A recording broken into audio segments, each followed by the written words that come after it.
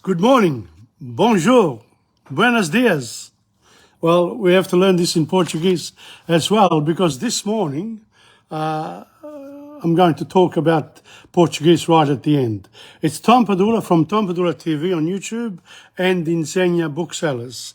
And today is Friday, the 21st of October, 2022. And it's time for languages and cultures. So the idea of learning languages and also, getting to know the cultures of where those languages are spoken. So in this case here, it's French and Spanish, but it can also be Portuguese, to extend our knowledge of the Iberic or Iberian Peninsula. In other words, Spain and Portugal as one. And we'll see Portugal, in Roman times, they came under the umbrella of Rome, and things developed from there. So we'll see what happens over time. So this morning, it's really all about the language, how we develop the language. The main three things are nouns, adjectives, and verbs. There are 9 parts of speech, and the other ones that, are a bit more difficult, let's say, because they change rules, are the articles and the pronouns. But then there's also another group called invariable parts of speech, and that is adverbs, prepositions, conjunctions, and exclamations or interjections. So those are the 4. I think Russian's got another one as well, but we haven't done that yet. So for the moment, we're concentrating on French, Spanish, and I want to speak about other languages too as time goes on. So from on the Friday now, I'll give about 30 minutes to French, Spanish, a quarter of an hour, Portuguese 5 minutes. I'm extending it a little bit, but I think it's worth it. Okay, so that's one. We are covering today a few grammatical rules, but the focus will be on the short sentences that you can write or we can write once we learn some basics of the grammar. Therefore, I'll be reading some short sentences. We'll see how we go.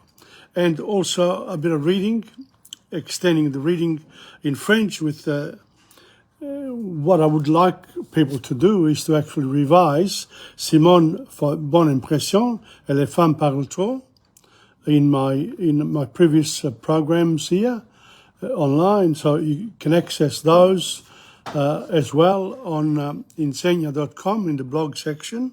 You go to languages and cultures, and then you select French and Spanish. Languages and cultures will give you that. So lessons, we're on lesson 31 today, lesson 31. So things are moving on pretty fast. The time goes by. And what we learn is limited over time, especially if we are adults, because we need, we do so many other things. But if you do practice and you dedicate yourself to language learning, to the language that you want to learn, you can do it fairly fast because all you have to do is transfer your knowledge of English into the other language. So the cognitive part, the understanding of how language works, you already have. Unlike children need to access the language itself in use. So even, English, they need to be exposed to different parts of the different sections of the language in order for them to learn those valuable words and adjectives and verbs, and then make sentences both orally and in writing. So the parts of speech that we have to concentrate on are listening and speaking, and then reading and writing. Those are the 4 parts. And each one is separate and has very many different types of examples, uses, whatever you want to call them. But the reality is that a language is quite easy to learn as an adult. A lot of people won't agree with me, of course. I'm more passionate about this than most people. But I think also when you've made a little bit of progress and you stop that progress in a class or on your own, you know, you sort of don't go backwards, but you don't go forwards. You remain on that platform. And it's okay, because you can give yourself a few months off and then you can come back to it again. So it's 11:30 and I'm going to start. Okay? So we're doing adjectives and adverbs, but the concentration is on adjectives. All right? So here we go. Where am I? Yes, here. Okay. Adjectives. Let's revise what we did last week as well. Here we go. Désagréable, difficile, facile, fantastique, formidable, gauche, honnête, jaune, jeune, large, libre, magnifique, malade, mince, moderne, nécessaire, pauvre, populaire, rapide, rich, and sale. So these were the adjectives that you had to turn from the masculine into the feminine. And then also from singular to plural, depending on, you know, the noun that each one of these adjectives actually qualifies. So let's go on now. Adjectives ending in L, il, N, on, it, and S. Some of these ones here are cruel, pareil, gentil. And again, you have to turn them into the feminine. For example, cruel is cruel. Pareil, pareil. Gentil, gentille. So in the feminine, you actually pronounce the last bit, you stretch it a bit more. The other adjectives of the similar type are ancienne, and the feminine would be ancienne, parisienne, parisienne, bon, bonne, breton, bretonne, muet, muette. That's silent, you know, when you quiet, mute. It's the word mute coming from the Latin there. Net, net, net. Bas, basse. Épais, épaisse. Gras, grasse. Las, las. Gros, grosse. There we are. Some other adjectives that double the final consonant to form the feminine are nul, nul, nul, paysan, paysan, tel. And again, in the feminine, nulle, nulle, paysanne, sot, and tel. Some adjectives ending in et and et2, they change to et, et. And they form the feminine, like this. The actual masculine is complet, concret, discret, indiscret or indiscret, inquiète, et secrète, and the feminine, you stretch the ending. Complète, concrète, discrète, indiscrète, inquiète, secrète. So, secret, inquiet, indiscret, discret, concret, complet. The T is not pronounced there. Okay? So if you make a mistake, don't worry about it. At the end of the day, these are the rules. These are not, if you learn them through practice, you can learn them off by heart as well, but then the practice is what gives you the proper pronunciation here. I can only sort of point it out. Now, there are some adjectives ending in er, amer, cher, dernier, entier, entière, étranger, fier, légère, première.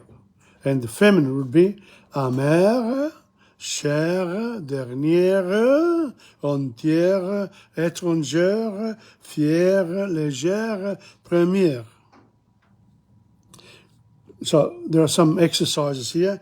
La sorcière est cruelle. La femme est parisienne. La pièce est bonne. Cette dame est mouette de naissance.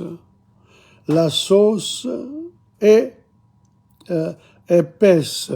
They're all feminine words here. Therefore, you have to, that's where the exercise comes in. Okay? Sa réponse était indiscrète. Again, feminine. La jeune fille est prête à partir. Now, in this case here, prête à partir. La fille est sotte. It's silly. La peinture est chérie. Chérie. Cette dame est fière de sa langue. So those are some of the tenses. So the model is la fille est cruelle, le garçon est cruel. So feminine and masculine, feminine and masculine. That's what you have to practice all the time. So there are also some adjectives ending in X. Most adjectives ending in X change to X to SE to form the feminine. Masculine, amoureux, courageux, curieux, ennuyé, furieux, heureux, jaloux, merveilleux, peureux, sérieux. And the feminine would be amoureuse, courageuse, curieuse, ennuyeuse, furieuse, heureuse, jalouse, merveilleuse, peureuse, sérieuse. There are some exceptions, and they are doux, faux, and roux. Douce, fausse, rousse. So what's a feminine exception? The way they sort of, instead of the ES, the douce is D-O-U-C-E. Fausse, F-U-S-S-E. And roux, which means red, reddish brown, is R-O-U-S-S-E. Now, the last bit is adjectives ending in E-U-R. Adjectives ending in U-R form the feminine by changing E-U-R to E-U-S-E. That's an unusual one. If the adjective is derived from the verb, otherwise the feminine ends in R-I-C-E in the feminine. So flatteur is flatteuse, menteur is menteuse, moqueur is moqueuse, trompeur is trompeuse, but conservateur is conservatrice. And I'm going to stop there for today. But, as I said, you know, if you contact me, I'll tell you which, I've got the books. Well, I might have to order some in, but, come to my classes and or contact me if you want to learn French, and we'll take it from there. Okay, you need to chat to me about the learning of French or Spanish or Italian, whatever language, and I can sort of direct people to it, but at the end of the day, you do the work. It's commitment. So that's that.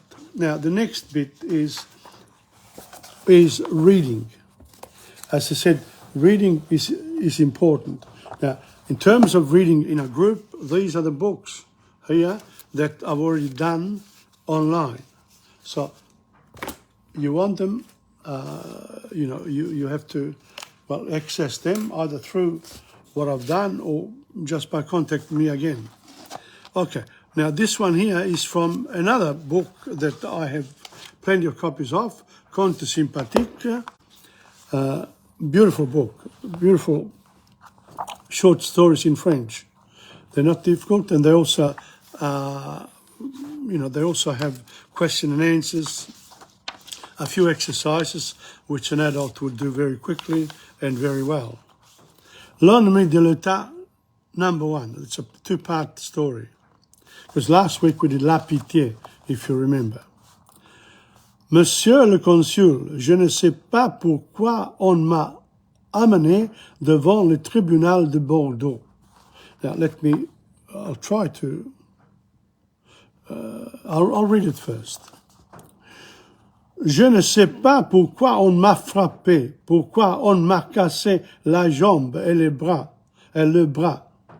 Je ne comprends ni pourquoi on a déchiré mes vêtements, ni pourquoi on a lancé des pierres, tout en m'appelant espion et ennemi de l'État.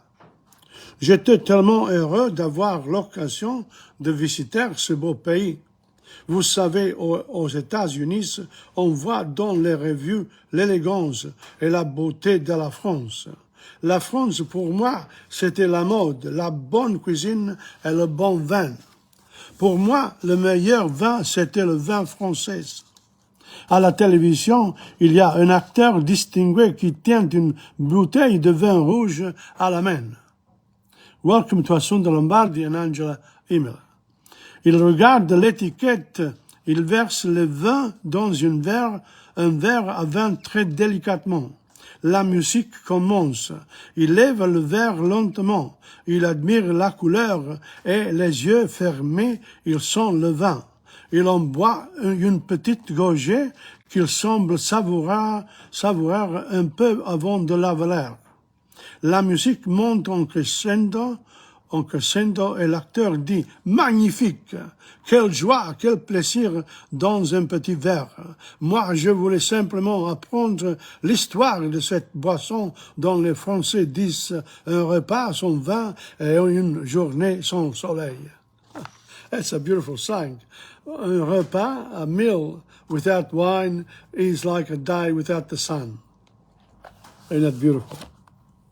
And we know that in Melbourne. Here we go. I'm going to show you the words now.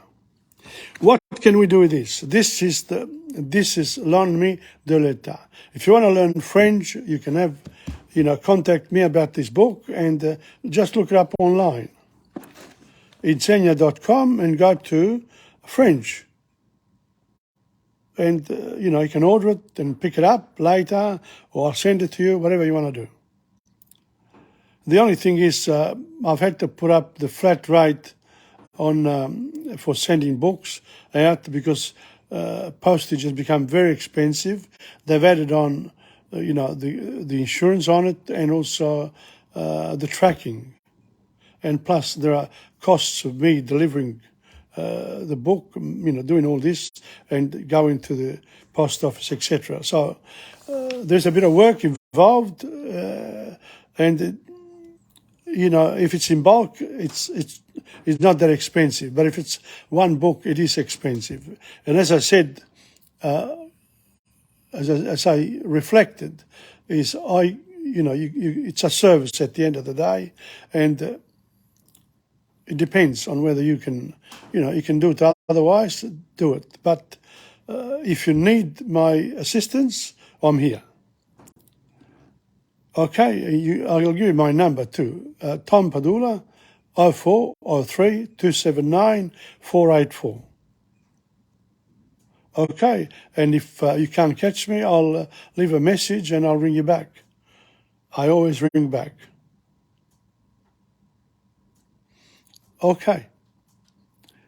Monsieur le consul, je ne sais pas pourquoi on m'a amené devant le tribunal de Bordeaux. Vous me voyez le visage couvert de sang et le front couvert de sueur. Le visage, je ne sais pas pourquoi on m'a frappé, pourquoi on m'a cassé la jambe, le bras. Bien. Je ne comprends pas pourquoi on a déchiré mes vêtements. They ripped his clothes. Ni pourquoi on a lancé des pierres. They threw stones at him.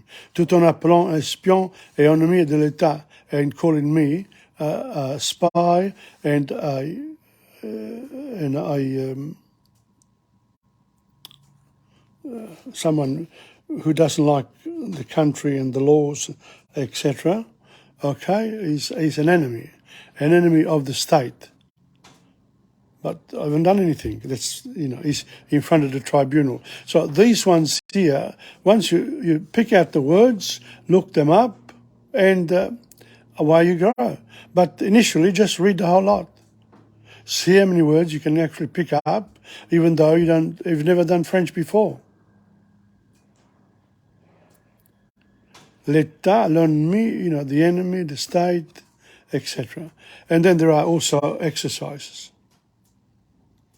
Okay, so that's enough for today.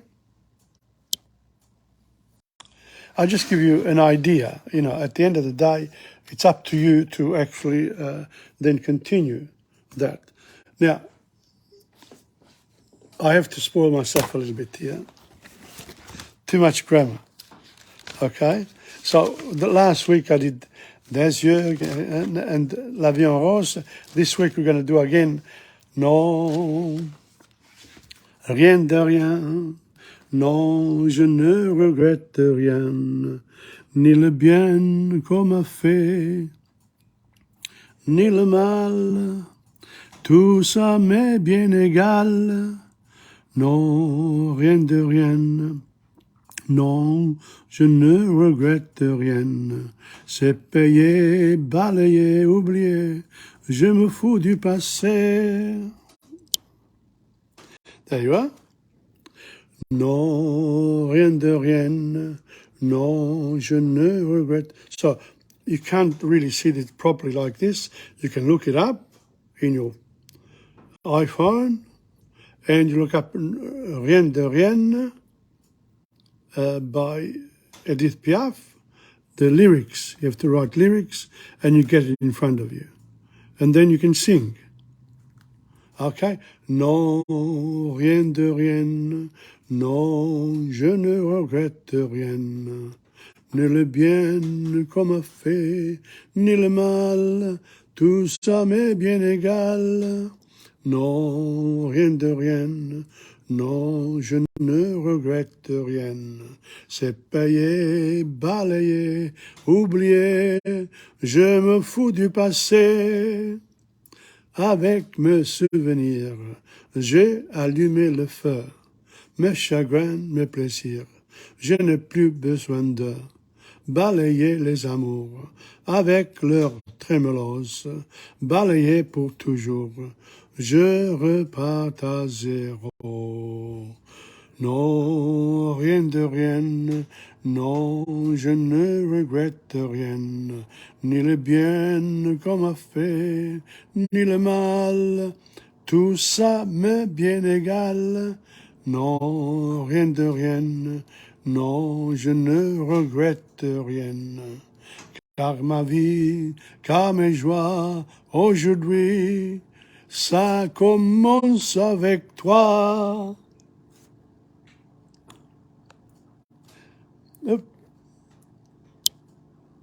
That's quite a song, isn't it? And the French, people love it, especially the ones in the, who work away from France, the soldiers, etc. Okay, so that's rien de rien. So, and the reason for that is simple. You do your reading, and then you do a song. You go for coffee with someone, and you do the sketches. You can enjoy learning a language even though you have no intention of going there soon. But if you do, that's fantastic. Yeah, so the French, we're going to do some of the culture as well. You have to learn about the regions of France, where they make wine, where cheese is made, the names. It's never ending. But it is your passion at work here. Okay? Now, the next one is parlons en français.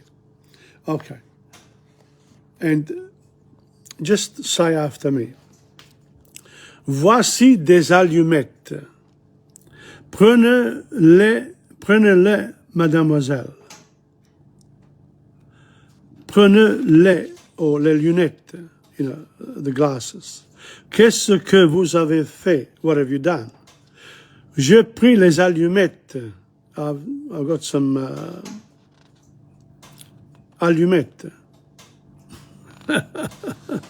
Oh, Jesus, I'm having problems this morning. Never mind. Okay? And that's the reason why you have problems too. We need to exercise the old brain. Okay, when you're doing a number of languages, you might feel confused. Don't worry about it. We're giving the practice. Now, allumette is what you light a cigarette with. So you can get around the problem of not remembering. Okay, and if you wait long enough, it'll come to you. Maybe in half an hour, maybe in a day, but it'll come back to you. Because that's the way the brain works. It has to, like a computer, it's got to go into there. So, j'ai pris les allumettes. Why? Parce que je veux fumer. Because I want to smoke. Not allowed, but anyway. So, match. The matches. And, les allumés used to be the matches made with wax, the little ones. I remember those. So when you forget, and that was real, what I was just doing then, and I showed you that the word match came back to me. Okay, so that's how it is. Maintenant, mettez ces allumettes dans votre poche, in your pocket. Qu'est-ce que vous avez fait? Hein? What have you done? Qu'est-ce que vous avez fait? J'ai mis les allumettes dans ma poche, in my pocket. Où sont les allumettes maintenant? Where are they now? Elles sont dans ma poche. They are in my pocket. Où sont les allumettes maintenant? Elles sont dans ma poche. What have you noticed? Où sont? Huh? Where are the matches at the moment? Elles sont. Elle is in the feminine. So allumette is feminine. Elles sont dans ma poche. And even if you're masculine, if you're a male, you still have to say, elles sont dans ma poche. Because poche, allumette are feminine. That's how it is. Now, I can't see. Okay. Où sont reprenez les allumettes, s'il vous plaît. Get them again. S'il vous plaît, s'il vous plaît. Et maintenant, est-ce qu'elles sont dans votre poche? Are they in your pocket? No, elles ne sont plus dans ma poche. So that was half an hour later. Get those matches again, all right? S'il vous plaît, please. And there, where are your matches? Huh? You can't find them. So he says, no. Elles ne sont plus dans my pocket. They're no longer in my pocket. I left them somewhere. Où sont-elles? Where are they? Elles sont dans ma main. They are in my hand. Can you see that? Donnez-moi ces allumettes, s'il vous plaît. SVP is s'il vous plaît. Voila. There. Get them.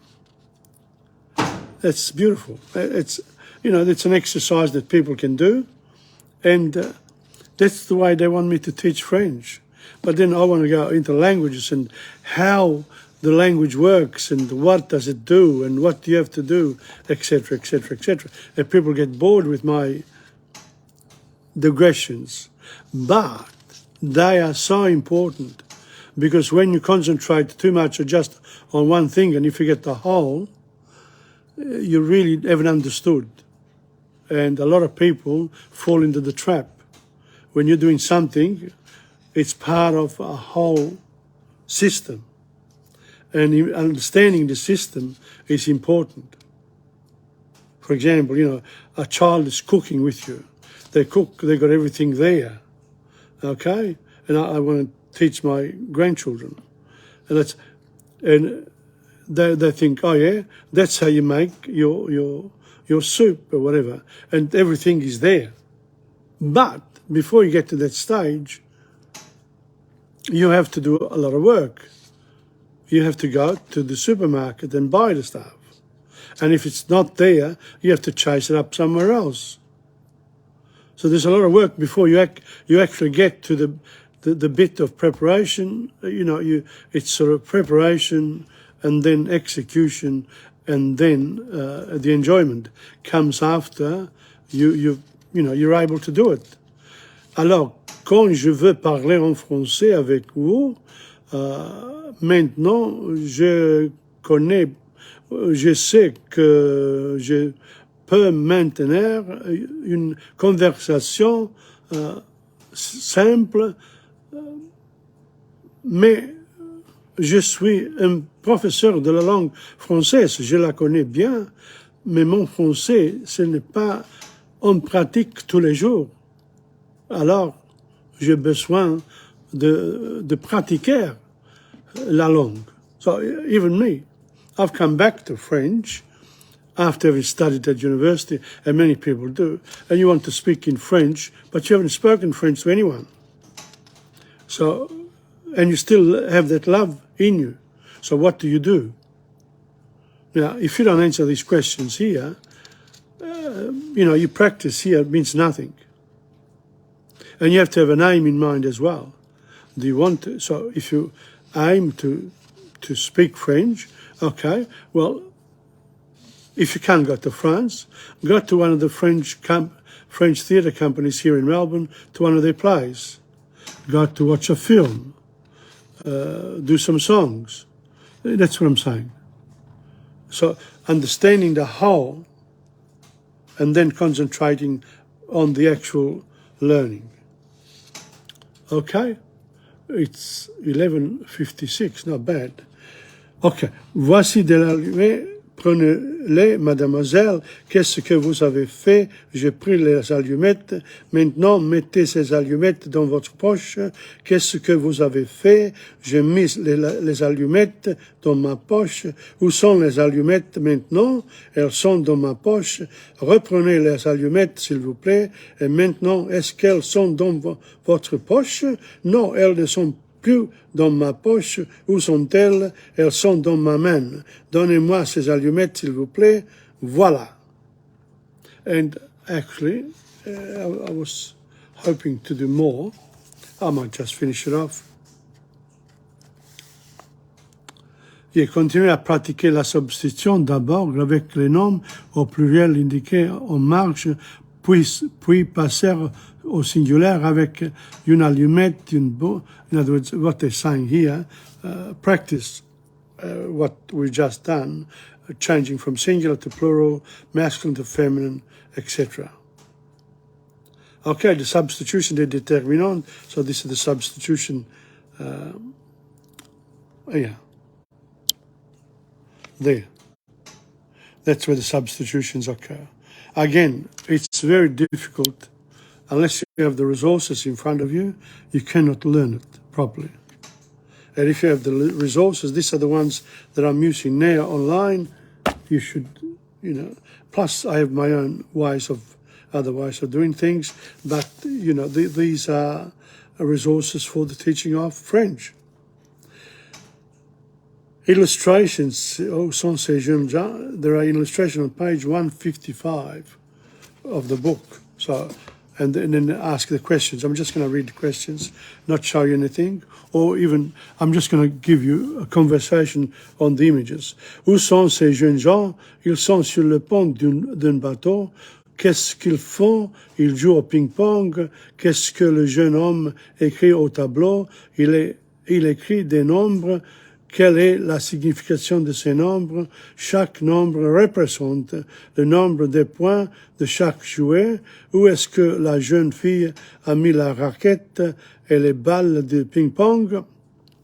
Sur la table de ping-pong. That says, we got to page 155. I'm going to do that. There you are. 155. That's not the one we did. The book has got also some pictures here. I don't know, 155. Did I read it properly? The children, these are some of the images. Okay? So, by using images like that, say, qui est sa femme, ça, the telephone, and you can then work with pictures and you can try to memorize what they are. Arrivé, départ, when you go to the airport. Okay, these are old pictures, of course, but don't worry about it. It's okay. All right? So that's 12 o'clock, and I'm just going to finish off now. I'm going to finish off with one more song. And this one here, of course, it's Salvatore Adamo. Tombe la neige, tu ne viendras pas ce soir. Tombe la neige, et mon cœur s'habille de noir. Ce soyeux cortège, tout en larmes blanches, l'oiseau sur la branche, pleure de sortilège. Tu ne viendras pas ce soir, me crie mon désespoir. Mais tombe la neige, impassible manège. And then, because we're now going to go to Spain, we sing the following. Cuando caliente el sol aquí en la playa, siento tu cuerpo vibrar cerca de mí. Es tu palpitar, es tu cara, es tu pelo, son tus besos, me estremezco. Cuando calienta el sol, cuando calienta el sol aquí en la playa, siento tu cuerpo vibrar cerca de mí. Es tu palpitar, tu recuerdo, mi locura, mi delirio, mi estremezco. Cuando calienta el sol, cuando calienta el sol. Love me with all your heart, that's all I want, love. Love me with all your heart, or not at all. Just promise me this, that you give me all your kisses every summer, every winter, every fall. Cuando calienta el sol, cuando calienta el sol. You could say every summer, every winter, every autumn, and even in spring. Okay, now that's enough for the songs. Now we're going to, of course, to the Spanish. And the Spanish is also very interesting. I'm going to be quick about it as well. And I'm going to start with the Spanish with what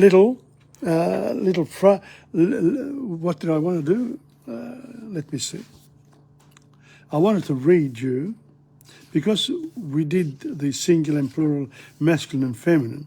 I wanted to read some sentences. Okay? So the sentences are in Spanish, of course. And that's what I'm going to do, the Spanish ones. Okay? You could also say, el hombre, el muchacho, el amigo, el libro, un soldado, la mujer, la casa, la puerta, la mesa, una manzana. But here we go. El muchacho tiene un libro. There you are. We already know that the boy has a book. La casa tiene una puerta. The house has a door, many doors. El amigo comprará una manzana. So, what's the word for manzana? I've forgotten. So, am I going to look back? No, I'm not going to look back. I'm just going to say, oh yeah, that's it. Una manzana.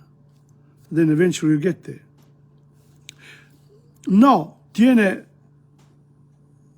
vosotros, you do, una mesa. Ellos no tienen un libro. They don't have a book. Tomarán, I don't know, yo no tengo un caballo. compraremos nosotros la mesa. La mujer no tiene una casa. The woman doesn't have a house. ¿Cuándo comprará el libro? When will he buy the book? ¿Cuándo comprará el libro? That's in the future, the verb. Okay? So that's it. That's interesting part. And then we go, ooh, you have to go backwards now. Okay. No. Ooh. Gender, we've done the gender. Okay. This is important. Let me have a drink first, and then we'll continue with the grammar. Oop. With the grammar.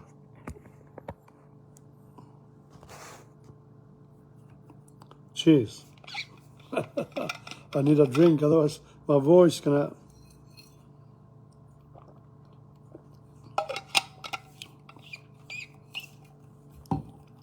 Okay. We have seen that Spanish articles must agree in gender and number with the noun it precedes. There is a difference between English and Spanish or French attitude towards possessives. All right. It's not really that different. If a man owns a book, we talk about his book. If two men own a house, they will speak of our house. But in Spanish, we have got to remember that the gender of the possessive word is determined not by the sex of the owner, but by the gender of the thing possessed. The word casa, house, is feminine.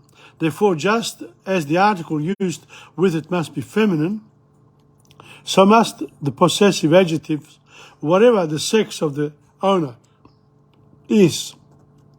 So if a house is owned by two males, they must not say nuestro casa, but nuestra casa, because the Spanish noun is feminine. Similarly, two girls who are referring to their motor car must speak of it as a nuestro automóvil. The nuestro belongs to automóvil, to the actual car, because the noun is masculine. This rule represents no difficulty in the case of me, tú, and su, in which the masculine and feminine forms are identical, but with nuestro and vuestro you must be continually on the lookout. So, me, my in singular, in Spanish, me, thou or you, tú, his or her or its is su, su. Er is nuestro, vuestro, su. There is su, etc. Again, with all these things here, you need the grammar. Okay, you need a good grammar book to have with you, and that's how we go. And then we go. For example, okay, the vocabulary here is luego, botella, habitación, vino, taza, café, estación. Okay, and then legar, con, de, a, en, plaza, hay. They are the other forms. But let's have a look at the actual examples.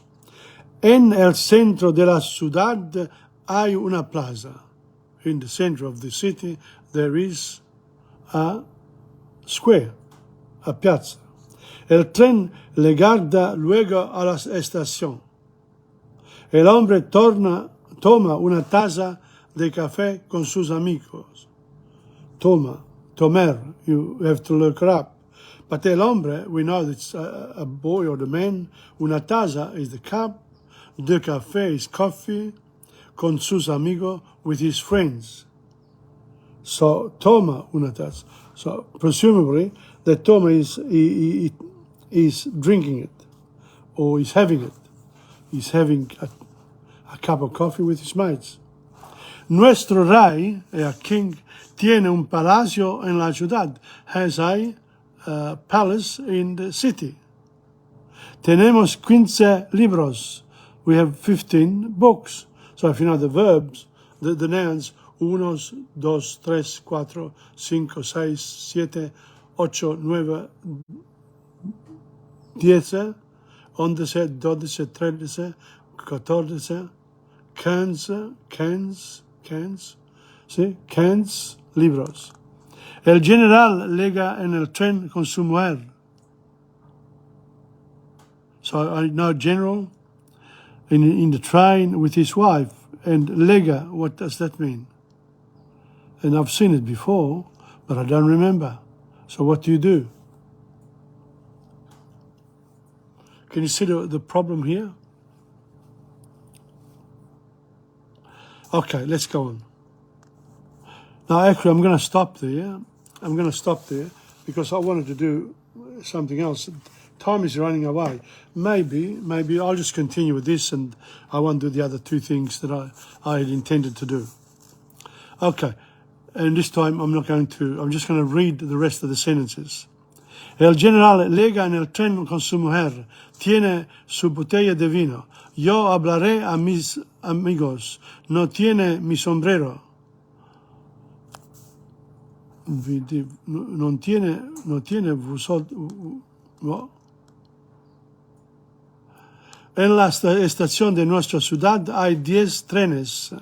La mujer y su marido llegarán luego en su automóvil.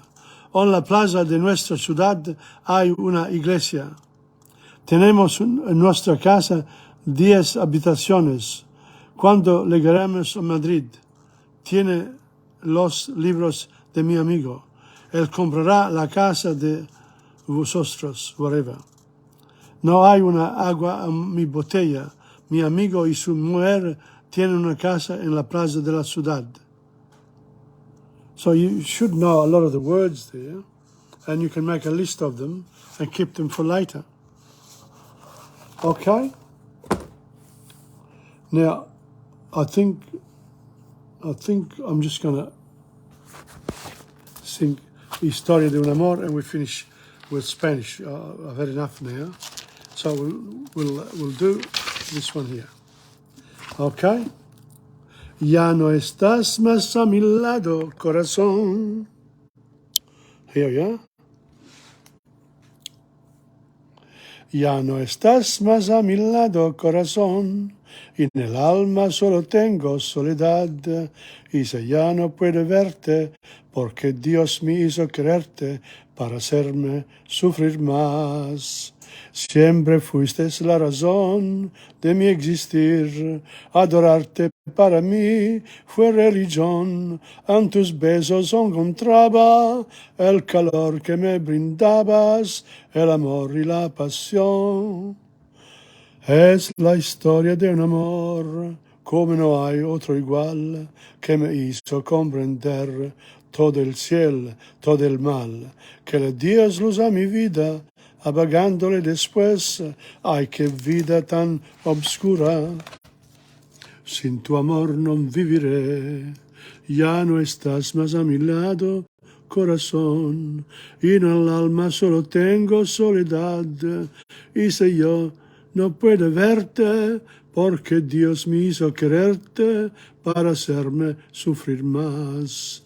Es la historia de un amor, como no hay otro igual, que me hizo comprender todo el bien, todo el mal, que le dio luz a mi vida, apagándola después. Ay, qué vida tan obscura, sin tu amor no viviré. Ya no estás a mi lado, corazón, y en el alma solo tengo soledad. Y ya no puedo verte, porque Dios me hizo quererte para hacerme sufrir más, sufrir más, sufrir más. That's it. That's it for Spanish. I'm not going to do the other two. I was very ambitious today to do the other ones because I want to introduce something from the Portuguese. Now, let's have a look at Portugal. Okay, where it is first of all. Here we go. This was the Roman Empire.